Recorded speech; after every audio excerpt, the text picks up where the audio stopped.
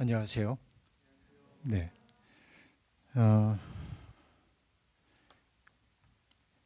오늘 모처럼 열린 거죠? 교회 문이. 네. 저희 교회는 다음 주일부터 교회가 이제 대면 예배로 전환을 하려고 그렇게 예정하고 있습니다.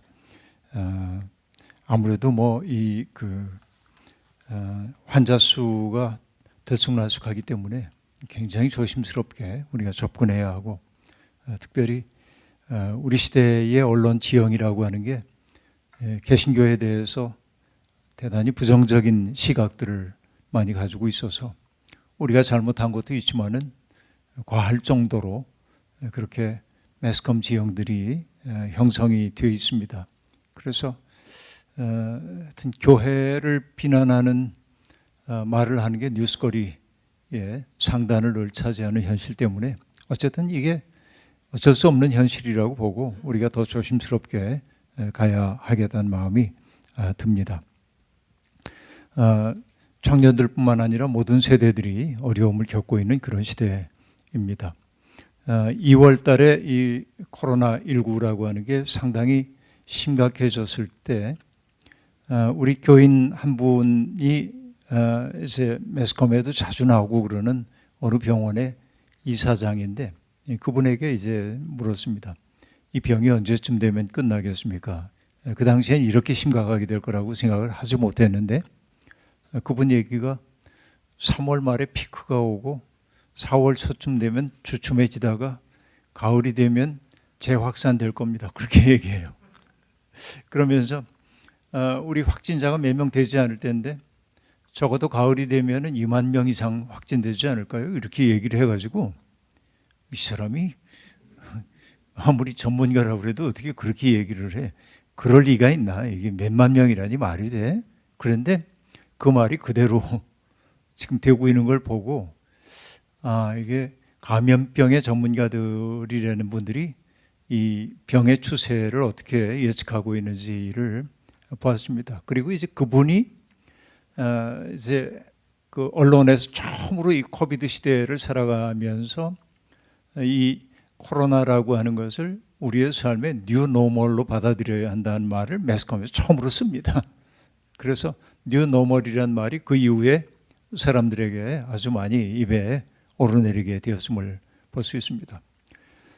그렇죠. 이제 우리도 굉장히 익숙해졌죠. 어디 가든지 마스크 써야 되고, 또 식당에 가더라도 QR코드 찍고 가고, 우리가 불과 1년 전만 하더라도 상상할 수 없었던 일들이 그냥 불편하긴 하지만은 자연스러운 삶의 질서처럼 그렇게 여겨지고 있는 게 사실입니다.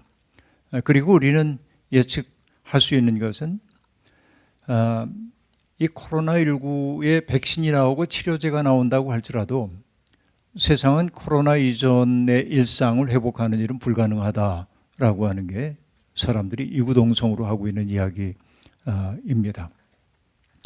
왜냐하면은 코로나19라고 하는 이 질병을 극복하는 일도 매우 중요하지만, 이 코로나19라고 하는 사태는 사실은 기후 위기의 일부이기 때문에 그렇습니다. 이 전면적으로 지구를 위협하고 있는 기후 위기의 현실의 한 그 변형이 드러나는 거라고 그렇게 볼 수 있기 때문에 그렇습니다. 여러분이 그런 말 들었는지 모르겠습니다만은 한참 기후학자들이나 혹은 신학자들 혹은 목회자들 가운데 일부가 근 30년 전서부터, 사실은 이전부터죠, 우리나라에 공해문제연구소라고 한 게 생긴 게 1981년부터 시작돼서 82년 3년에 공해문제연구소라는 게 생기는데, 이때 이제 공해문제가 처음으로 대두되기 시작했고, 그때부터 경종을 울려왔는데 길게 보더라도 40년. 그래서 이 기후 변화가 심각하다 하는 문제에 경종을 울리기 시작했습니다. 그런데 여러분, 불과 몇 년 사이에 매스컴에서 기후를 얘기할 때 말들이 달라지고 있어요. 처음에는 climate change, 기후 변화 이렇게 얘기하다가 climate crisis, 기후 위기, 그러다가 climate disaster, 기후 위기, 재앙, 그 다음에 최근에 나오는 건 뭐냐면 climate collapse, 기후 붕괴, 이렇게까지 얘기를 하고 있습니다. 작년에 우리가 봤다시피 그 호주에 산불이 나가지고 6개월 동안 진화되지 않아서 어마어마한 산림을 태우고 또 그 속에 토하여 살고 있었던 수많은 야생동물들이 불타 죽거나 죽었던 그런 걸 봤습니다. 우리가 귀여워하는 코알라 같은 것들이 불에 끄슬려 가지고 사람에게 와서 물을 좀 달라고 하는 이런 것도 봤고, 정말 많은 그 동물들이 죽어가는 것을 보고 참담함을 느꼈습니다. 올해 들어서도 미국의 뭐 캘리포니아나 오레곤이나 워싱턴주 같은데 산불이 빈발하게 드러나고 있고, 그래서 미국의 서부 지역이 그 아름다웠던 트레일들이 다 불에 타버리고 마는 이런 일이 생겨났습니다. 이것은 우연히 발생한 게 아니라 누군가가 불을 놓거나 혹은 실수를 해서 일어난 실화가 아니라 기후변화가 야기한 번개 때문에 자연 발화가 되었다고 하는 게 학자들의 공통된 이야기입니다. 동토의 땅이라고 얘기하는 시베리아에도 산불이 빈발하고 있고, 그리고 그 뜨거웠던 시베리아가 온도가 너무 올라가지고 많은 어려움을 겪고 있고, 멕시코 시티 같은 수천만 명이 살고 있는 도시에서는 땅꺼짐 현상이 대규모로 지금 벌어지고 있고, 왜냐하면 산업개발이라든지 이런 것들을 위해서 사람들이 지하수를 다 끌어다 쓰다 보니까 물이 받쳐주고 있었던 대지가 아래로 꺼져 내려가는 이런 일들, 뭐 북극의 빙하가 녹아내려가지고 해수면 상승되는 거, 이거 우리 다 보고 있는 바입니다. 결국 이렇게 이제 돼서 결국 빙하 속에 갇혀 있었던 CO2가 대기 중으로 방출되면은 뭐 1억 년 이상 평형을 유지해 오거든 CO2의 대기 중 농도가 훨씬 올라가게 될 거고, 이것은 아주 극단적인 기후 붕괴를 일으킬 수도 있다는 게 아주 두려운 현실로 우리에게 다가옵니다. 그런가 하면은 빙하 속에 갇혀 있었던 고대 세계의 전염병 같은 것들이 또 넘어올 가능성이 있고, 또 과거에 인간들이 살고 있었던 땅은 지구에서 한 14%에 지나지 않았지만은 21세기에 접어들면서 인간이 77% 정도의 땅들을 사용해서 그 이전에 동물들이 차지하고 있었던 공간을 인간들이 다 침범함으로 동물 세계 속에 머물렀던 감염병들이 인간에게로 옮겨오기 시작하고, 이게 이제 우울한 우리의 삶의 모습입니다. 그러니까 그저 우리 평안하게 예수 믿는다고 그래가지고 주님 날 사랑하시죠, 이 말만 가지고는 살 수 없는 시대가 왔다. 정말 이 기후 붕괴 시대에 우리가 뭘 어떻게 해야 될까? 지금 이럴 때일수록 책임적 주체로 우뚝 서야 할 때이라는 얘기죠. 청년들의 삶이 무너지고 있고, 청년들이 뭐 3포 세대니 5포 세대니 N포 세대니 이런 말들을 하고 있지만은 그런 담론의 틀 속에 갇힐 일이 아니라 전면적인 붕괴를 앞두고 있는 세상 앞에서 나는 어떻게 책임적 존재로 살아가야 하는지에 대한 고민을 우리가 시작해야 할 때가 왔다, 이렇게 얘기해야 하겠습니다. 여기 있는 우리 청년들의 연령대가 어떤지 모르지만은 우리 인생의 주기 가운데 굉장히 중요한 일들이 많이 있죠. 예를 들면 뭐 태어남도 중요하죠. 또 죽음을 어떻게 맞이할 것인가도 중요합니다. 누군가를 만나서 가정을 이루는 일도 중요합니다. 그렇죠. 그래서 우리가 이제 옛날 아주 중요한 것을 관혼상제 그렇게 얘기하는데, 혼이라는 건 결혼인 거 알겠고, 상이라고 하는 건 장례 치르는 얘기인 줄 알겠고, 제라고 하는 것은 때마다 제사 드리는 거죠. 이게 이제 생애 주기에서 중요하죠. 근데 앞에 관이라는 게 뭐예요? 관혼상제 할 때.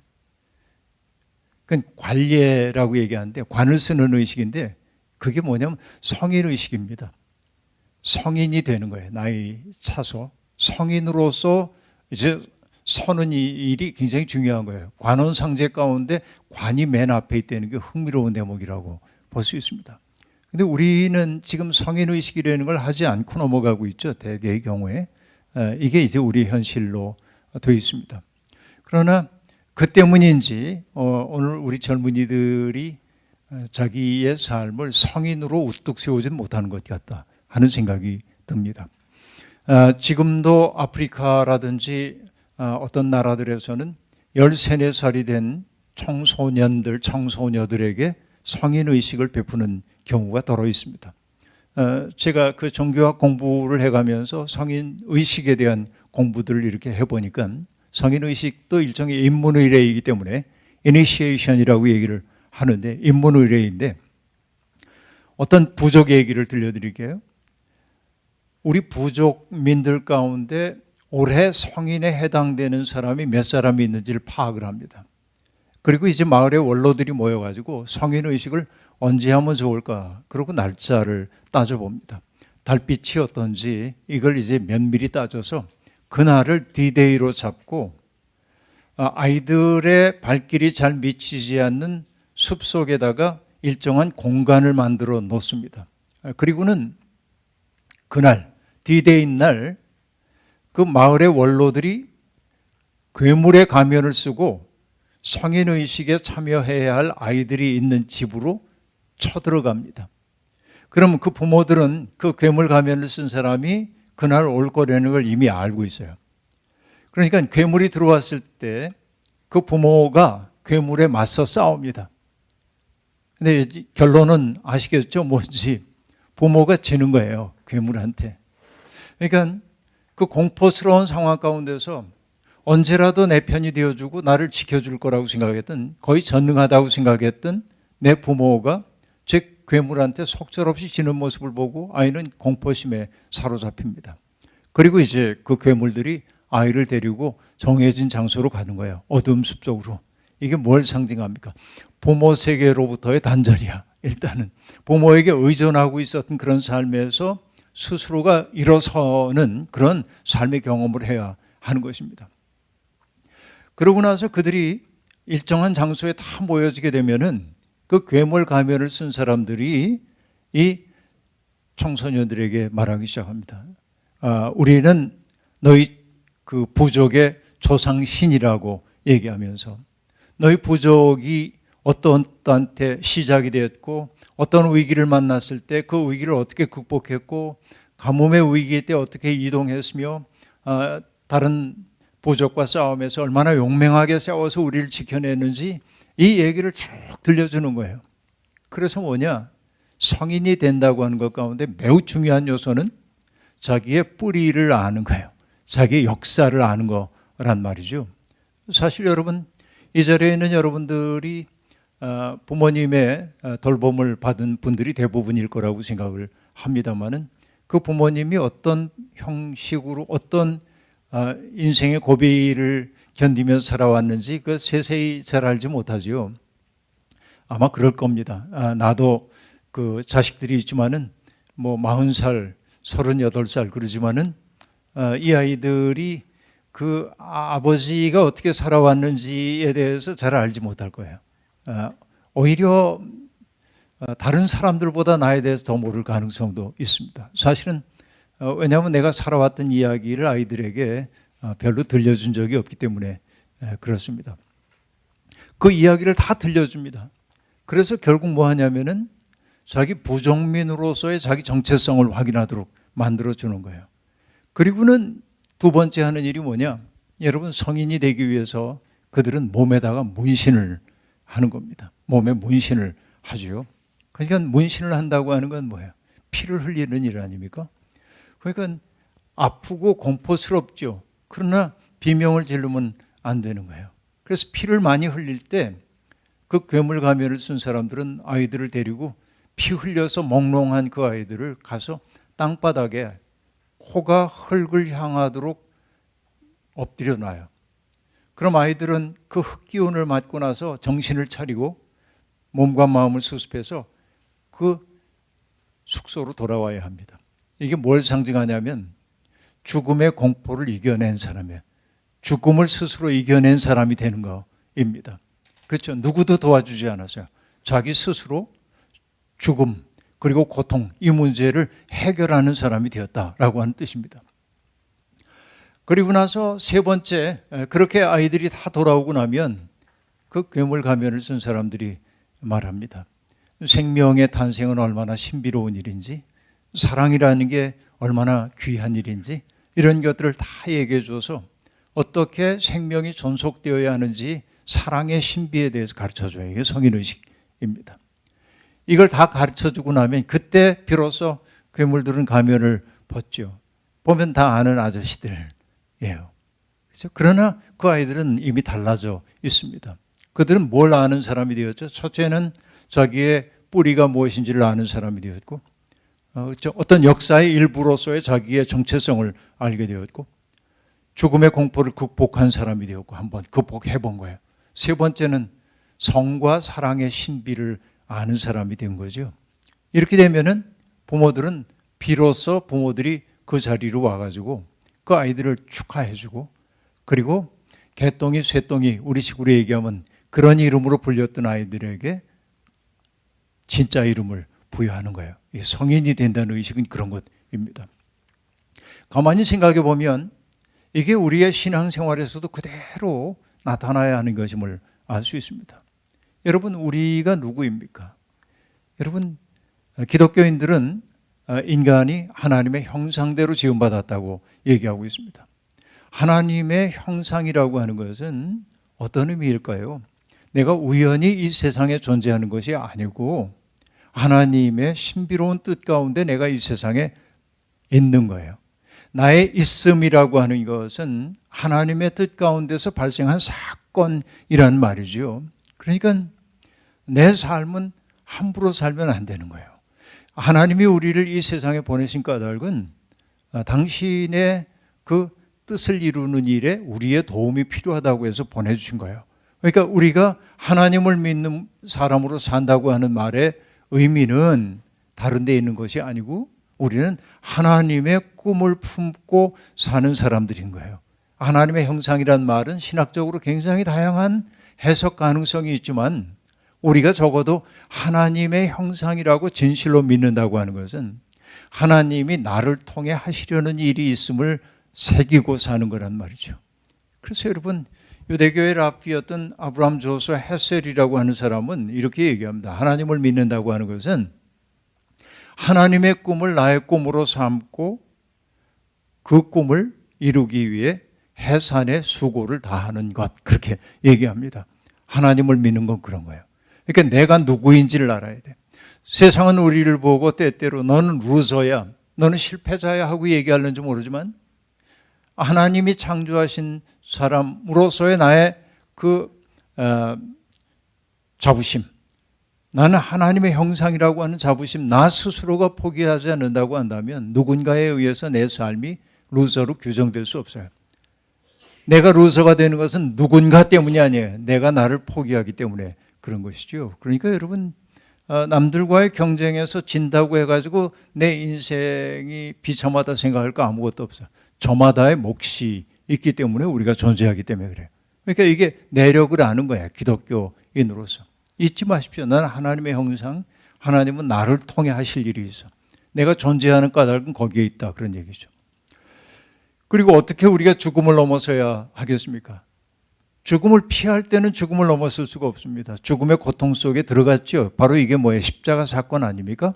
예수 그리스도가 보여주는 십자가 사건은 그런 거예요. 죽음으로 살아나는 것인 것이지요. 우리가 부활을 믿는다고 하는 말이 어떤 말이겠어요? 부활을 믿는다고 하는 거. 난 죽어가지고 이 몸으로 살아날 거야. 여러분, 그런 생각만 품고 있다고 한다면 우리는 부활의 삶을 살지 못해. 적어도 부활의 삶을 산다고 하는 말의 의미는 무엇입니까? 하나님의 뜻대로 살다가 나는 패배하는지 몰라도 하나님은 패배하지 않으셔요. 이걸 믿고 사는 거예요. 내가 하나님의 일을 하다가 나는 넘어질 수 있어. 그러나 하나님은 거기에서 새로운 시작을 일궈내신단 말이죠. 하나님은 패배하지 않는다.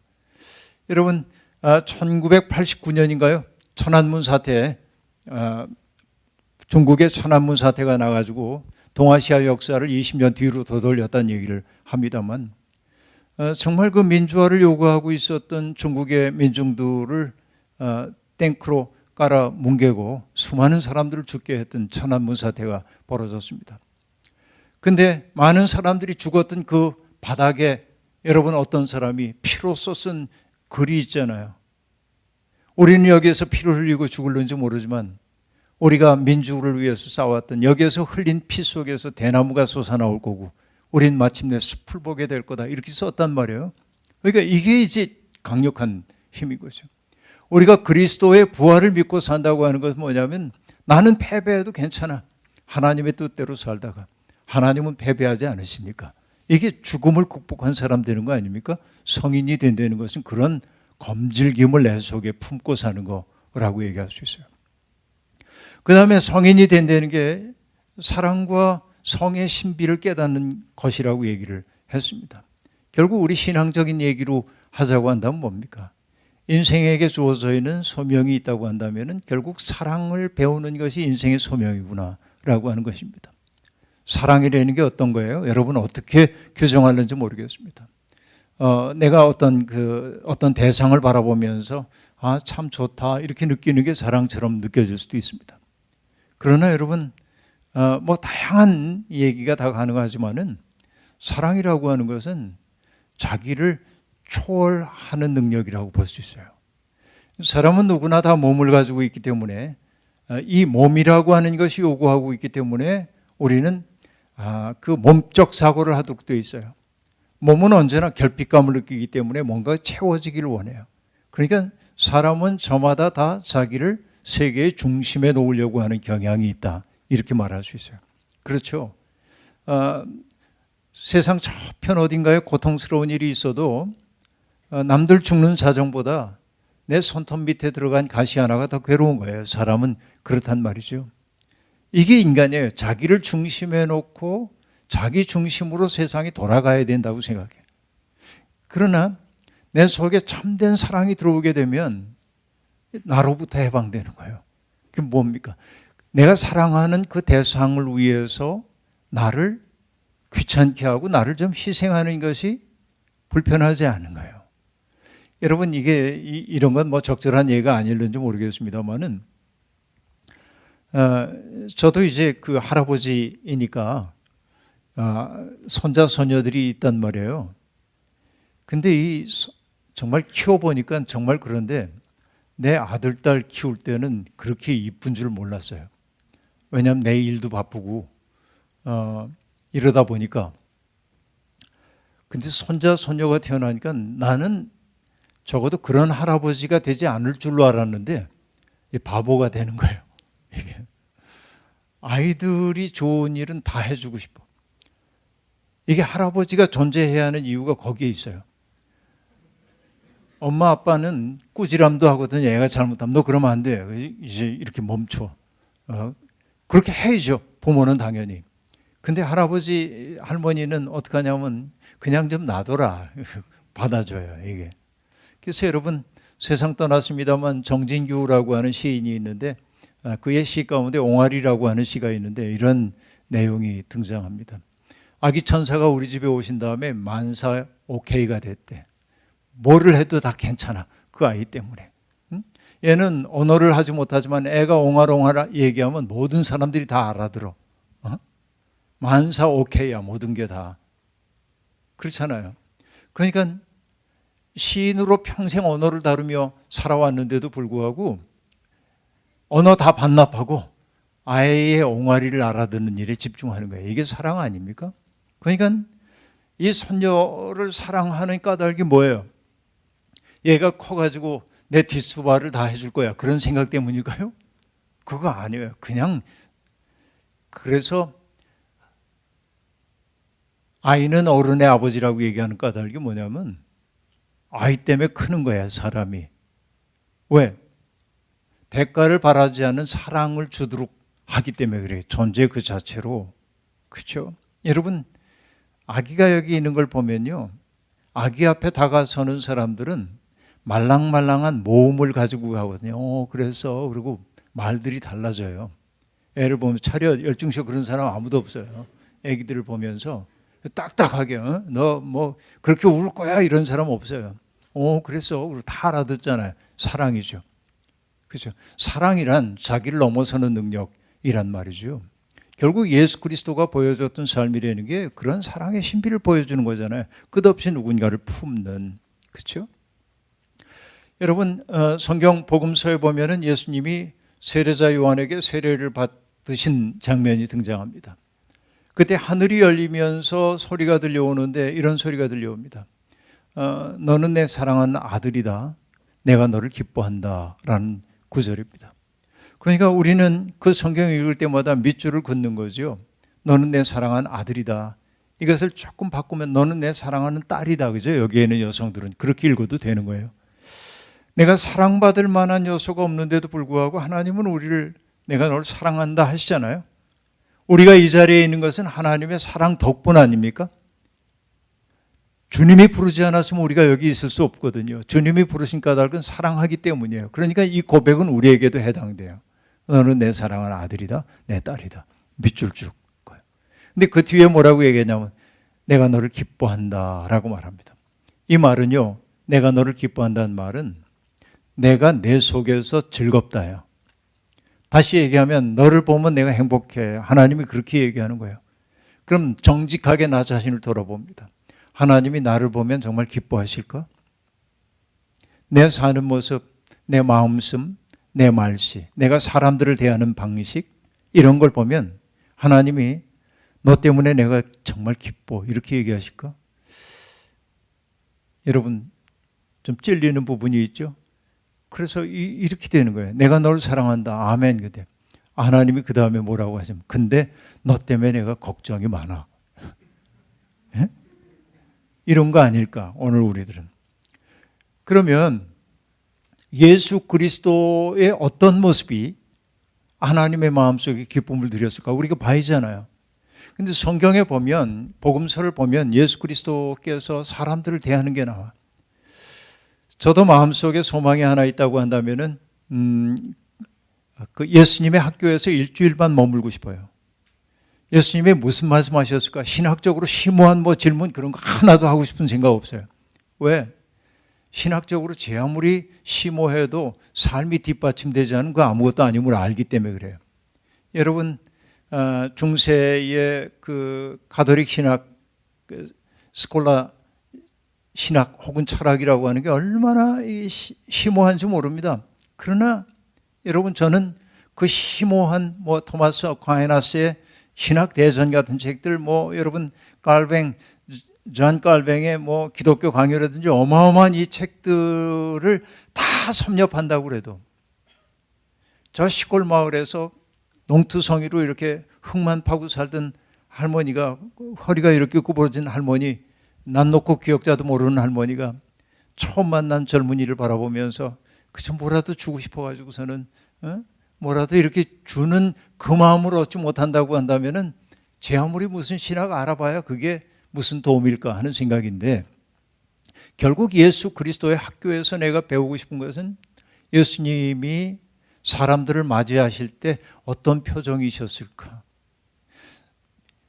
어떻게 보면 유대교의 사회적 세계에 의해서 죄인으로 규정되었던 그 병자들을 바라볼 때 그 당시에 경건하다고 하는 사람들은 저 사람들은 하나님에게 죄를 지어서 벌 받은 거야 라고 하고 가까이에서는 안 될 사람으로 여길 때 주님은 그들을 어떻게 했죠? 성경을 보면 그들 때문에 마음 아파하시고 그 나병 같은 거 앓고 있는 사람들 몸에 손을 대시잖아요. 왜 그랬어요? 불쌍히 여기셨던 거죠. 그렇죠? 긍휼히 여기셨죠. 그 마음 하나 얻는다고 한다면은 우린 예수를 아는 건데 여러분 일평생 교회를 다닌다고 하는데 그냥 찬양도 잘하고 기도도 잘하고 성경도 많이 읽었는데 사람들을 대하는 거 보면 냉혹하고 이기적이고 그렇다면 솔직히 얘기하면 뭐냐면 교회 마당만 밟은 거다. 그 마음의 중심 하나 얻지 못했다고 한다면은 평생 교회를 다니나 그는 예수와 만난 적이 없는 사람이라고 얘기해야 될 겁니다. 그런데 예수 그리스도가 결국은 그 우리에게 보여주신 삶이라는 게 뭐예요? 세상에 고통을 겪고 있는 사람들을 보면 그들의 고통을 그냥 당신 고륙지친의 고통처럼 여기면서 품에 안는 거잖아요. 귀신 들린 사람을 보면은 더럽다 말이죠. 저 사람과 직면하게 되면 내가 위험할지도 몰라 그런 거 아니에요? 여기 이제 컵이 있는데 예를 들면 내가 부주의해가지고 이 컵을 바닥에 떨어뜨려서 깨졌어. 그럼 여러분, 깨진 거 내가 이렇게 주우려고 그럴 때 앞에 있는 자비로운 분들이 그러겠죠. 목사님 주의하세요. 왜? 모든 깨진 것은 날카롭기 때문에 그렇습니다. 그렇잖아요. 깨진 건 날카로워요. 근데 귀신에 들렸다고 하는 그 얘기는 뭐냐면 어떤 그 영적인 존재가 들어가기도 한 것이지만은 결국 그 말을 달리 얘기하면 뭐냐? 통합성을 유지하고 있어야 하는데 이렇게 통합성을 유지해야 하는 게 깨졌어. 어떤 충격에 의해서건 깨지니까 어떻게 됩니까? 날카로운 모서리가 생겼고, 그래서 성경에 보면 귀신 들린 자의 특색을 어떻게 얘기합니까? 사나워요. 그 앞으로 사람들이 지나갈 수가 없어. 그리고 외부에만 사나운 게 아니라 어떻게 합니까? 불 가운데도 들어가고 물 가운데도 들어가는 거예요. 이 사람이 자기를 해치기도 해요. 그렇죠? 그러니까 사람들은 꺼려요. 근데 주님은 어떻게 했습니까? 어이구 불쌍하고 앉잖아요. 그래서 귀신을 쫓아내주잖아요. 그런 온전한 사람 만들잖아요. 그 사랑, 그게 예수적 존재가 되는 거 아니겠어요? 그렇죠? 그리고 여러분 살면서 제일 서러운 것들이 어떤 것들이에요? 제가 우리 딸아이가 그 중학교 다닐 때 물어봤어요. 야, 너는 학교에서 선생님들이 어떤 게 제일 싫어?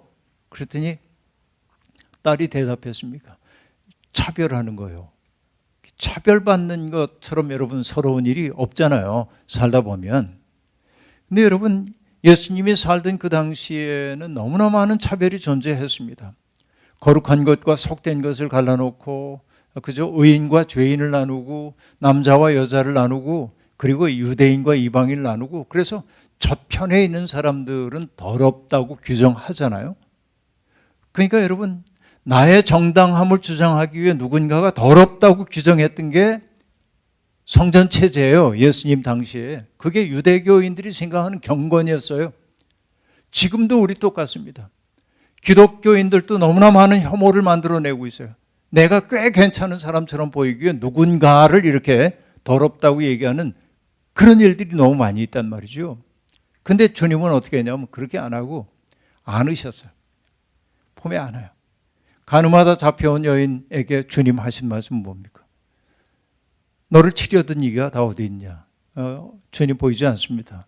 그때 주님이 얘기합니다. 나도 너를 정죄하지 않는다. 가서 다시는 죄를 짓지 말아라. 그러잖아요. 그러니까 정말로 마음이 갈라지고 상처를 받았던 사람들을 주님은 그냥 품에 안으셨잖아요. 우리가 적어도 예수를 믿는 사람으로 산다고 하는 것은 바로 그런 마음 하나 얻자고 하는 것 아닙니까?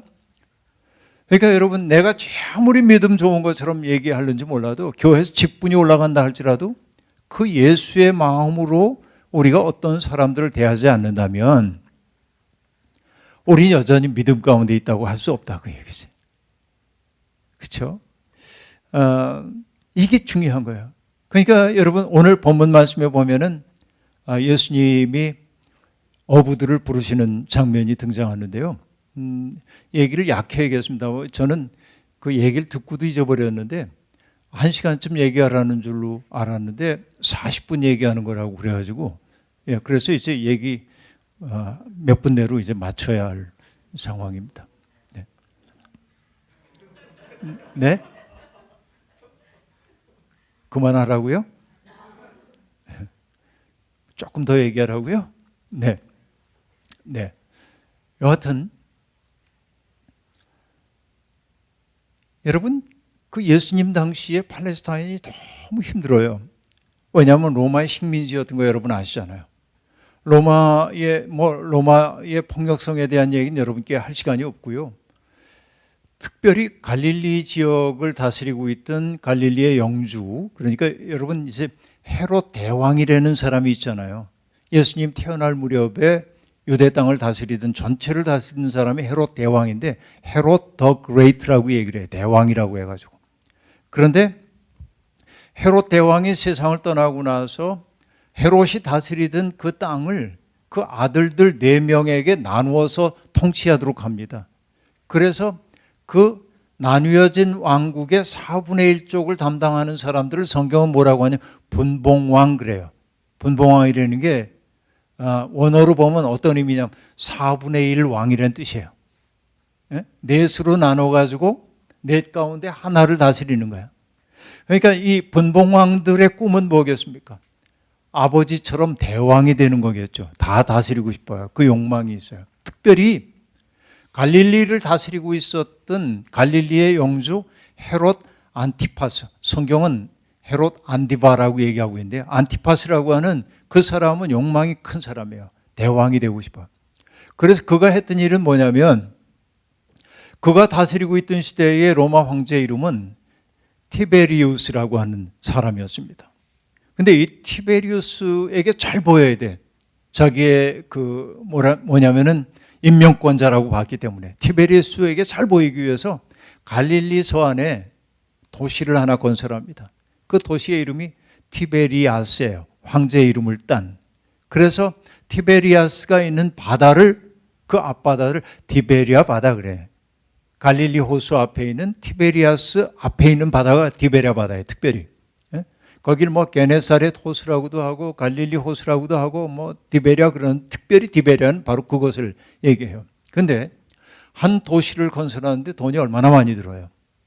그 돈이 왕가의 주머니에서 나와서 백성들 살도록 해주면 얼마나 좋겠습니까만 그럴 리가 없잖아요. 갈릴리의 민중들에게 다 빼앗는 거예요. 그러다 보니까 많은 돈이 필요하니까 헤롯 안티파스는 세금 정책을 가혹하게 하기 시작합니다. 특별히 어부들에게도 역시 마찬가지 있는데, 예전에는 어부들이 일정한 만큼만 세금을 내면 됐지만 안티파스는 세금 정책을 바꿉니다. 어떻게 바꾸냐면 그 사람이 가지고 있는 배의 크기와 그가 가지고 있는 그물의 크기에 따라서 어획량과 상관없이 세금을 부과하는 거예요. 그러니까 어부들은 건져 올려도 세금 제출하고 나면 남는 게 별로 없는 겁니다. 게다가 그날 많은 물고기를 잡았어. 그럼 어시장에 내다 팔 수 있으면 여러분 내가 부자가 되면 좋을 텐데, 헤롯 안티파스는 외화 벌이를 해야 되기 때문에 갈릴리 호숫가에 물고기 염장 처리 공장을 만들어 놓고 어부들이 싼 값에 그 공장에 물고기를 넘기도록 제도화해 놓습니다. 그러니까 갈릴리 어부들은 다 수탈당한 거예요.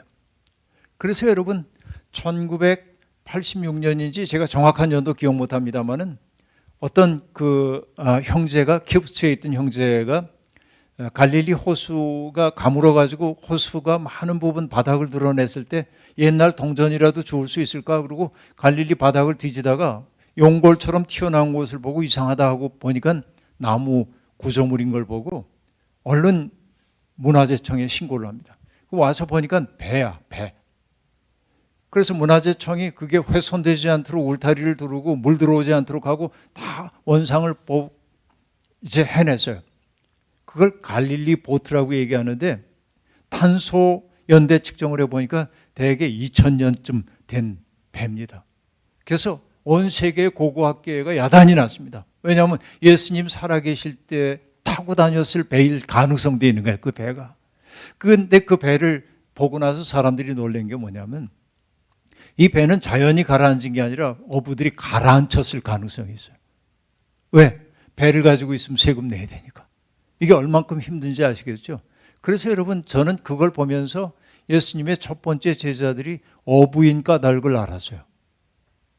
어부들은 살 수가 없어. 그러니까 이놈의 세상 바뀌었으면 좋겠다 그런 거 아니에요? 그때 예수님이 나를 따르라 그러니까 배와 그물을 버려두고 예수를 따라간 거죠. 근데 그 당시에 사람들의 삶이 얼마나 힘들었냐면 1세기의 팔레스타인의 사회 경제사를 연구한 자료를 보니까 대개 그들의 1인당 GDP가 얼마 정도가 되냐면 46.9 데나리온 정도입니다. 데나리온이라는 게 노동자의 일일 품삯을 얘기하죠. 그러니까 넉넉하게 쳐서 50 데나리온이라고 합시다. 그러면 노동자 일일 품삯을 요즘으로 따지면 10만 원. 그럼 이 사람들이 얼마 버는 거냐면은 50데나리온이 얼마예요? 500만 원 버는 거죠. 1년에. 500만 원 가지고 살 수 있어요, 여러분? 4인 가족이라고 해도 2천만 원밖에 못 봅니다. 그러니까 1세기 팔레스타인 사람들은 세끼밥을 먹을 수가 없어요. 이것이 예수님이 다니실 때 오병이어의 기적을 일으킨 것도 그냥 우연한 일이 아니라고. 사람들에게 짠하고 보여주려고 한 게 아니라고. 극한의 어려움을 겪고 있는 거예요. 심지어는 여러분 그 당시에는 달걀 하나의 값이 얼마인 줄 아세요? 1데나리온입니다. 달걀 하나 먹으려면 아까 계산한 대로 얘기하면 10만 원을 내야 돼. 그러니까 단백질 절대 부족이에요. 그러니까 나타나는 것이 뭐예요? 영양실조. 영양실조이면 면역력이 떨어지겠죠? 면역력 떨어지면 어떻게 됩니까? 질병에 취약할 수밖에 없어. 성경에 그렇게 많은 병든 사람들이 등장하고 귀신 들린 사람들이 등장하는 까닭은 바로 그런 사회와 무관하지 않은 거예요. 그때 예수님이 제자들을 부르신 거예요. 나하고 새로운 세상 만들자. 그 세상은 어떤 세상입니까? 힘 있는 사람들이 힘 없는 사람들을 강압하는 로마 질서를 당연하게 여기지 않은 세상이란 말이죠. 오히려 힘을 가진 사람들이 힘 없는 사람들의 아픈 처지를 헤아리고 그들을 위해 자기를 낮추는, 그렇죠? 으뜸이 되려고 하는 사람은 모든 사람이 종이 되어야 한다고 하는 그 세계로 부르신 거예요. 여러분이 예수 믿는 사람으로 부름받은 것은 바로 그런 주님의 꿈을 함께 꾸자는 거예요. 예수님 덕분에 내가 덕을 봐서 나를 강화하자고 믿는 게 아니고 이렇게 세상에 고통스럽고 어려움을 겪고 있는 그 사람들을 어떻게든지 살 수 있도록 돕고자 하는 게 하나님의 마음이고 그리스도의 마음인데 그 일을 위해 내 도움이 필요하다고 불러주셨단 말이죠. 우리가 교회라고 하는 것을 여러분 뭐라고 얘기합니까? 교회는 그리스도의 몸, 바울사도가 얘기합니다. 교회는 건물이 아닙니다. 그렇죠? 코로나19 시대가 모이는 교회로서의 교회를 매우 어렵게 만들었는데 교회의 본질을 생각해 볼 수 있도록 만든 건 사실입니다. 교회의 교회됨이라고 하는 건 어디에 있습니까? 그리스도의 손과 발이 되는 데 있죠. 그리스도는 이 세상에서 아까 얘기한 병든 사람 고치고 귀신 들린 사람 내쫓고 소외된 사람들이 살 맛을 되찾는 그런 세상을 만들고 싶어 하는데 우리 도움이 필요하다고 부르셨어요. 내가 그 일을 함께 감당하게 될 때 비로소 우리는 그리스도의 손과 발이 되는 거고 바로 그것을 교회라고 한단 말이죠.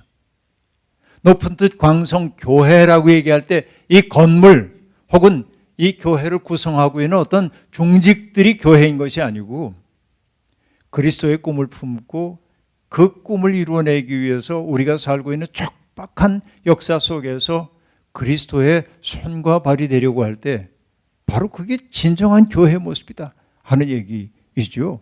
이게 교회 본질은 바로 그런 데 있다 하는 얘기입니다. 우리가 살고 있는 이 세상은 끊임없이 사람들을 고립시킵니다. 왜? 욕망 중심의 삶이라는 건 사람을 고립시키거든요. 그러나 믿음 가운데 산다고 하는 건 뭐예요? 사람들을 고립으로 내몰고 있는 세상에 저항하면서 연대의 손을 붙잡는 거예요. 내 삶이 얼마나 소중한지, 내 덕분에 내가 산다고 하는 걸 고백하는 거예요. 바로 그것이 뭐예요? 백향목처럼 우뚝한 사람이 되어야 한다고 가르치던 시대에 예수님은 하나님 나라를 뭐라고 얘기합니까? 겨자풀들이 자라나가지고 공중에 나는 새들을 품에 안는 것, 이런 것이 하나님 나라 꿈이라고 얘기하잖아요.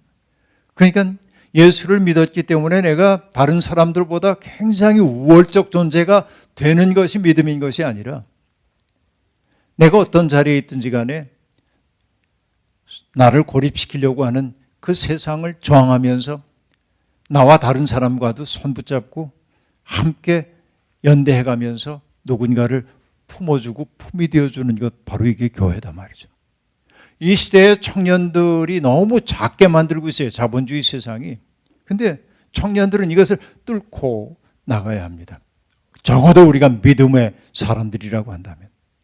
그래서 겨우 그 욕망의 바탕을 둔 세상이 우리를 몰아가고 있는데 주님 내 마음의 고통 아시죠? 그러고 맨날 그러고만 있으면 안 돼. 그런 세상의 논리를 넘어서서 바라보면서 적어도 우리 역사가 지향해야 바가 무엇인지를 바라보고 거기 향해서 용감하게 갈 수 있는 삶을 살아야 한다. 이게 청년들에게 주어져 있는 과제다 하는 생각입니다. 어렵지만 바로 그 길로 여러분들이 씩씩하게 나갈 수 있기를 바랍니다. 잠깐 기도합시다. 자비로우신 하나님, 하나님은 당신의 꿈을 이루기 위해서 우리를 당신의 일꾼들로 불러주셨습니다. 물론 스스로의 한계와 아픔 때문에 어찌할 바를 말라 하며 방황하고 하는 것이 우리의 생의 모습입니다. 그런데도 불구하고 주님은 우리를 못났다 말씀하지 아니하시고 너의 미력한 힘이나마 내게는 큰 도움이 된다고 주님 말씀하시며 우리를 격려하십니다. 하나님, 나의 꿈을 위하여 하나님을 동원하는 사람들이 아니라 하나님의 꿈을 이루어 드리기 위해서 우리를 헌신하는 믿음의 사람들이 다 되도록 역사하여 주옵소서. 높은 뜻 광성교회에 속해 있는 믿음의 지체들, 저들이 이루어내는 아름다운 삶이 하나님 보시기에 기쁨이 되게 도와주시고 저들의 헌신을 통하여 이 땅이 생명과 평화의 장소로 변화되도록 역사하여 주옵소서. 예수님의 이름으로 축복하며 기도하옵나이다. 아멘.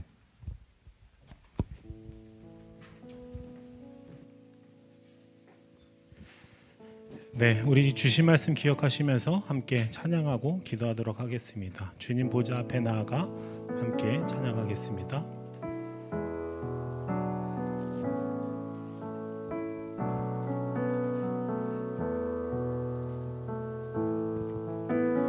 주님 보좌 앞에, 주님 보좌 앞에 나아가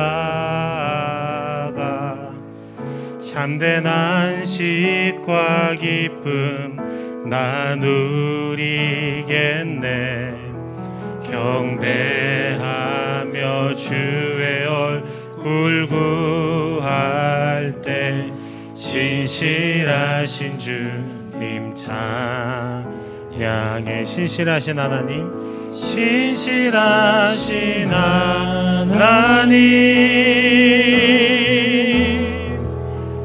신실하신 주,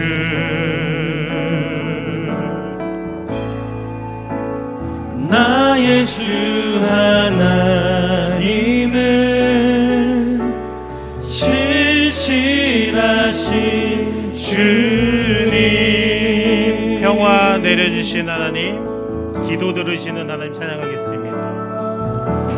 기도 들으시는 하나님, 폭풍 속에 내 등불 내 노래시라.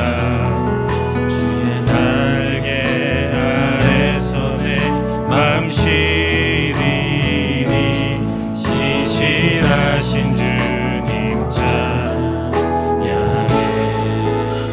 신실하신 하나님, 신실하신 주,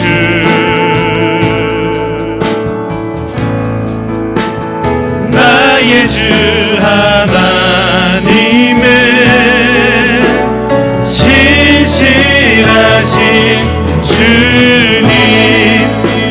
계속해서 평화 내려주신 하나님,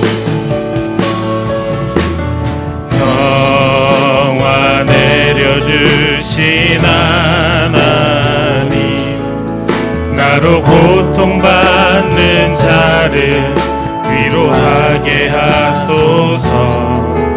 나의 평생의 주의 사랑을 전하리.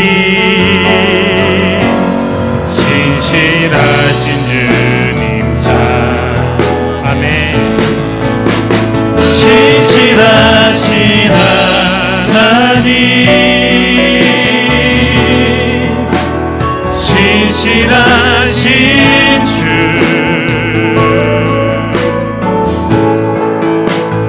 나의 주 하나님은 신실하신 주, 신실하신 하나님,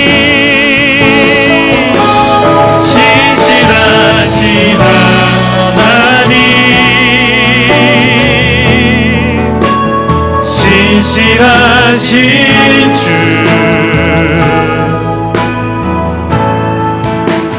나의 주 하나님은 신실하신 주님. 우리 한 번 더 고백하겠습니다. 신실하신 하나님, 신실하신 하나님, 신실하신 주,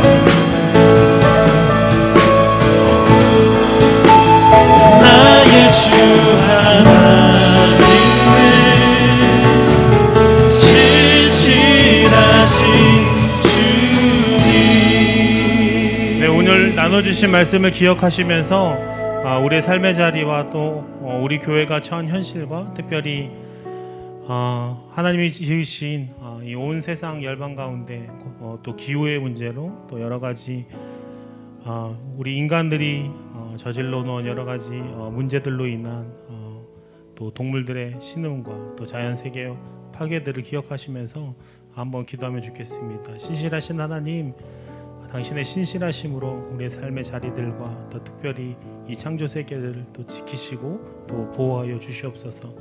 무엇보다 그러한 일들 가운데 하나님의 성명을 또 부름받은 또 우리 그리스도인들이 먼저 당신의 신실하심을 조차 우리 삶에서 또 신실하게 당신이 맡겨주신 이 자연 환경들을 가꾸고 또 섬기고 또 보존하는 일들에 먼저 부름받아 또 나아갈 수 있도록 인도해 주옵소서. 우리 삶에 예기치 않은 모든 어려움과 문제들 가운데 예수님 당신께서 제자들을 부르셨던 것 같이 또 다른 또 피할 길들을 예비하여 주시고 또 당신의 부르심 앞에 응답받아 나아갈 수 있도록 인도해 주옵소서라고 우리 하나님의 신실하심을 의지하시면서 우리 삶의 자리들과 특별히 자연 환경과 이 생태계를 위하여 함께 기도하며 나아가면 좋겠습니다. 기도하시겠습니다.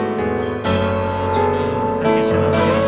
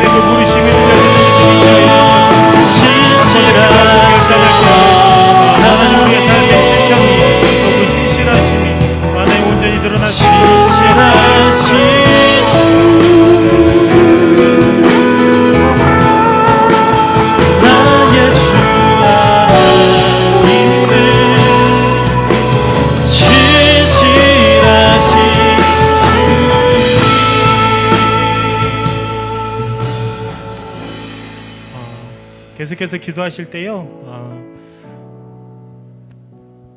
이 교회됨은 하나님에 대해서 예배를 잘 드리고 거룩한 신앙생활들을 성실하게 해나가는 것으로 드러나지 않습니다. 우리가 하나님을 향한 사랑만큼이나 세상을 향하여 이웃을 향하여 드러나는 우리의 사랑의 행위들이 온전히 드러날 때에 정말 온전한 교회로서 존재하는 것이다 말할 수 있을 텐데요.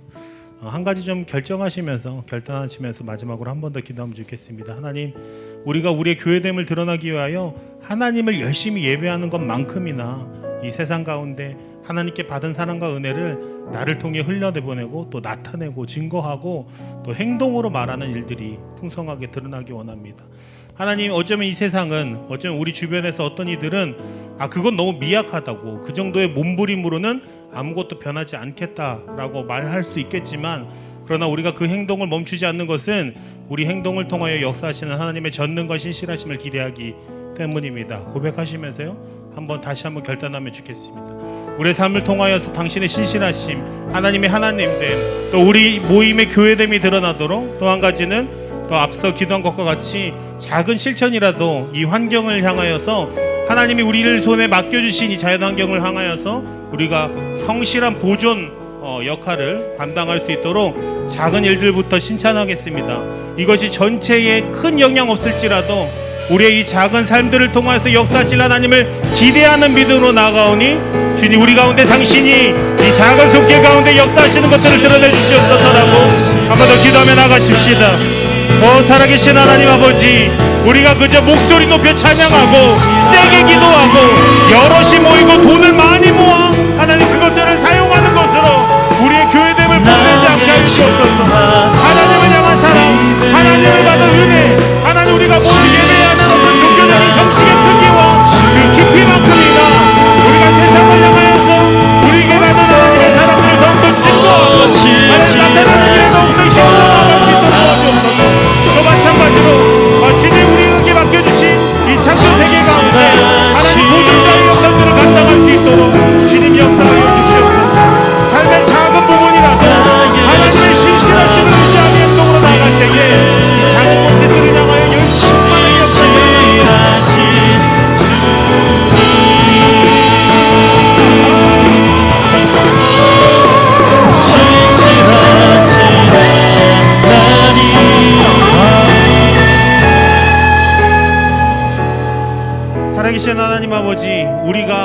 교회됨이 드러나는 것이 멋진 형식의 예배나 또 많이 모인 군중의 그 위압감이나 많은 재정이나 또 사람 수로 우리의 교회됨을 드러나는 것이 아니라 하나님의 받은 사랑만큼이나 그것에 최대한 우리가 반응하는 방식으로 세상을 향해 섬기는 사랑과 또 세상을 향해 섬기는 우리의 구제와 또 세상을 향해 참여하는 방식으로 우리의 교회됨, 나의 크리스찬됨을 드러내는 공동체 되게 하여 주시옵소서. 그 일환으로 하나님 우리 손에 맡겨주신 이 자연세계와 생태계 가운데 작은 실천이라도 함께 행동함으로 또 하나님이 여전히 우리를 통해 일하시며 역사하실 것이라는 그 믿음을 고백하는 우리의 신앙의 고백이 되게 하여 주시옵소서.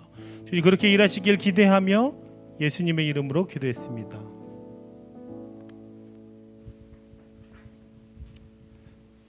성부, 성자, 성령 삼위일체 하나님의 은혜와 역사하심과 사랑이 오늘 예배를 드리고 그리스도의 손과 발이 되어 하나님의 마음을 가슴에 품고 살기로 다짐하는 높은 뜻 광성교회 모든 젊은이들과 이 교회에 속해 있는 모든 지체 위에 그리고 신음하는 피조세계와 세상의 벌판에서 난민되어 떠돌고 있는 가련한 우리의 이웃들의 삶 가운데 이제로부터 영원토록 함께 계시옵기를 간절히 축원하옵나이다.